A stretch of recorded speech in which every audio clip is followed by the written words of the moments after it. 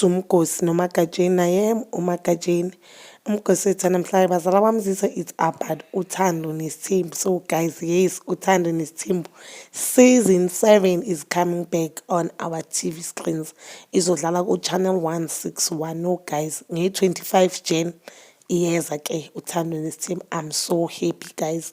So izindaba ziphumile dala sizwa ngamehemhem abomakhumalo bathi siyabuya silokhu sibone ngathi amanga. So guys, iqiniso, they even did a photo shoot. You can see from ithome zaku photo shoot abantwana bakhulile, izikulu zamseleku zikhulile, and we know mos ukuthi family inabantu abayi2 abasha, abantwana bakampumelelo, umntana kaVuyukazi nomntana kaTerelo.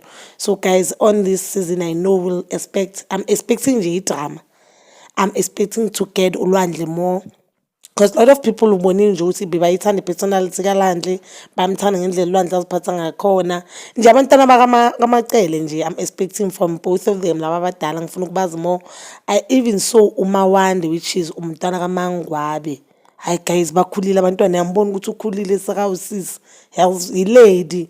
Yo guys, the photo shoot, what I love about abantu bamseleku, amakhosikazi kaMusa Mseleku, you can see ukuthi akusama twins man. Umuntu nomuntu ugcoka istyle sakhe, umuntu nomuntu ucabanga ngendlela yakhe. They are married to one man. Hayi ukuthi manje sokumele bagcoke ngokufana, bathanda into eyifanayo. No guys. Yo, I'm happy. I know nje Uthando Nes'Thembu, you know guys, I disappoint. Into Uthando Nes'Thembu Musa Mseleku, I disappoint. We get to know more about Yena each and every season. Guys, this is season 7, and a lot of people I know, they are looking forward for Uthando Nes'Thembu. Yo, ingane zikhulile, now we'll know ukuthi vele futhi enye into ezosinicivisa ukuthi vele ingane kaNompumelelo kaMpumelelo or not. But bazala bamziso, that is all for today. Please don't forget to like, subscribe, and hit that notification button.